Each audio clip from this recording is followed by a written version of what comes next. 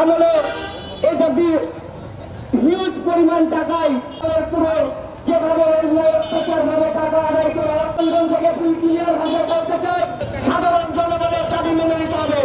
আমাদের দাবি গ্রাহক নির্ধারণ করবে প্রিপেড মিটার ব্যবহার করবে কিনা, বিদ্যুতের 500 ইউনিট পর্যন্ত কোন সমস্যা কারণে গ্রাহকের সাথে যদি দুর্ব্যবহার করা হয়, আমাদের এই যৌক্তিক দাবিগুলো মেনে নিতে হবে। যদি না মেনে নেওয়া হয়, এরপরে পাথর থেকে পাথর আন্দোলনের রাজশাহী বেশি যাবে। কর্মজীবীর কাছে তারা 3 দিন পরে কাজের টাকা পাবে, তারা কি 3 দিন লাইট ছাড়া তারা থাকবে? জনগণকে নিয়ে এরপরে আরো পাথর আন্দোলনের নামা হবে। আজকে আমাদের যে কর্মসূচি, এই কর্মসূচি হচ্ছে আমাদের সাধারণ জনগণের দাবি। সাধারণ জনগণের দাবি হচ্ছে আমরা প্রিপেড মিটার বন্ধ চাই। সাধারণ জনগণের দাবি হচ্ছে আমরা স্বল্প মূল্যে বিদ্যুৎ ব্যবহার করতে চাই। সাধারণ জনগণের দাবি হচ্ছে আমরা ডিমান্ড চার্জ বন্ধ চাই। জনগণের দাবি হচ্ছে আপনার গ্রাহক সেবা যেন ওরা ভালো মতো পায়, 24 ঘন্টার মধ্যে যেন গ্রাহক সেবা পায়। আর এই প্রিপেড মিটারের মাধ্যমে সাধারণ জনগণের রক্ত চুষে খাচ্ছে। তার প্রতিবাদে আজকে আমাদের এই নাগরিকের ব্যানারে আমরা একসাথে দাঁড়িয়েছি। এখানে দল মত নির্বিশেষে সকল জনগণ আমরা একসাথে আছি। এখানে আমাদের সকলের দাবি প্রিপেড মিটার বন্ধের জন্য।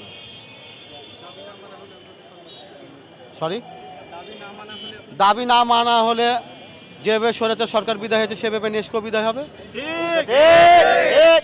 আজকে সারা বাংলাদেশের দাবি জনগণের দাবির কারণে আজ আমরা বাধ্য হয়েছি রাজপথে নামতে। এই প্রিপেড মিটারটি আমরা জনগণের দাবি, এটা আমরা বাতিল করতে চাই, বাতিল করাতে চাই। জনগণকে সঙ্গে নিয়ে আমরা এই আন্দোলনে নামেছি। এই দাবি শেষ না হওয়া পর্যন্ত আমাদের চলমান আন্দোলন চলবেই।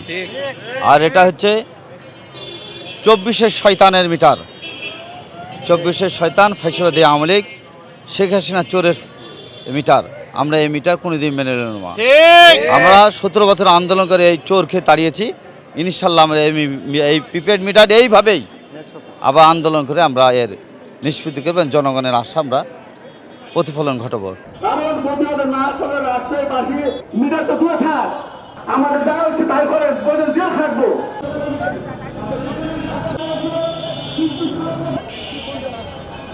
এই প্রতিষ্ঠান একটা চোর ভিত্তিক প্রতিষ্ঠান। এই চোর ভিত্তিক প্রতিষ্ঠান আমাদেরকে বহুদিন ধরে আমাদেরকে এই আওয়ামী লীগ সরকার আমাদেরকে এই প্রতিষ্ঠানের মধ্যে এই যে সামনে কিছুদিন আগে যে নির্বাচন একটা হলো ঢাকা বিশ্ববিদ্যালয় চাকসু নির্বাচন, তারা যেভাবে সেটেল করেছিল, যারা সেভাবে সেটেল করে পাস করেছে, এইভাবে ভিতরে ভিতরে সিস্টেম করে তারা এই বিষয়টাকে এমন ভাবে সাজিয়ে রেখেছে যা আমরা 500 টাকা যদি ঢুকাই তাহলে পরে আমরা দেখি 500 টাকা ঢুকিনি, ঢুকলো কত? ঢুকলো দেখছি 250 টাকা।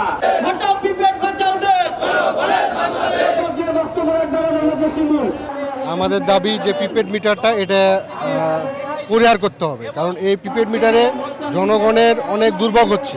অনেকে দেখা যাচ্ছে যে এমন সময় কারেন্টটা চলে যাচ্ছে, সেই সময় তার কাছে টাকা নাই, এবং কি সে তখন কারেন্ট মানে তার বাসা তখন কারেন্ট থাকছে না। ইভেন অনেকের কাছে আপনার হলো যে 500 টাকা পড়ছে, তার কাছ থেকে 200 টাকা কেটে নিচ্ছে। মিটার সার্ভিস চার্জ এবং কি আদার্স কি ভ্যাট ট্যাক্স হিসাবে মোটামুটি 200 টাকা কেটে যাচ্ছে, 300 টাকা থাকছে।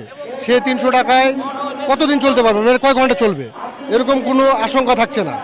ইভেন এই মিটার আমাদেরকে অনেক অশান্তিতে, মানে জনগণকে অনেক দুর্ভোগে রাখছে আর কি। সেজন্য আমরা চাই যে মিটারটা চেঞ্জ করে দেওয়া হোক, আগের মিটারটাই পূর্ণ বল রাখা হোক।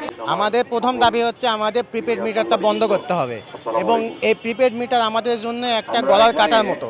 যখন আমরা বাসায় থাকবো না বা কোনো কারণে রাতে বেরাতে আমাদের রিচার্জ শেষ হয়ে যাবে, তখন আমরা বিদ্যুৎবিহীন থাকবো। আর এই প্রিপেড মিটার অতিরিক্ত ডিমান্ড চার্জ, মিটার ভাড়া এবং ভ্যাট যা আমাদের জন্য অত্যাধিক বেশি। যেমন 1000 টাকা যদি আমরা রিচার্জ করি, সেক্ষেত্রে আমাদের 700 টাকা থাকবে, 300 টাকা কেটে নেবে। তাহলে আমরা কিভাবে এটাকে সমাধান করতে পারবো? আমাদের বাসায় বৃদ্ধ বাবা মা থাকে, আমরা বাইরে থাকি, কখন যদি আমরা দেখি যে বিদ্যুৎ চলে গেছে রাত 12টার সময়, তখন আমরা কিভাবে রিচার্জ করবো? এজন্য আমাদের মূল দাবি হচ্ছে যে প্রিপেড মিটার বন্ধ করতে হবে। আর আমাদের ইউনিট প্রাইস যেটা 0 থেকে 300 ইউনিট পর্যন্ত একই রকম রাখতে হবে, একই রকম রাখতে হবে, না ছাড়া আমাদের এই সমস্যাটা বেড়ে যাচ্ছে। দেখেন, প্রিপেড মিটারের ব্যাপারটা পুরোটা একটা হাস্যকর এবং জনগণের সাথে জুলুম, এটা আমরা সবাই বুঝি।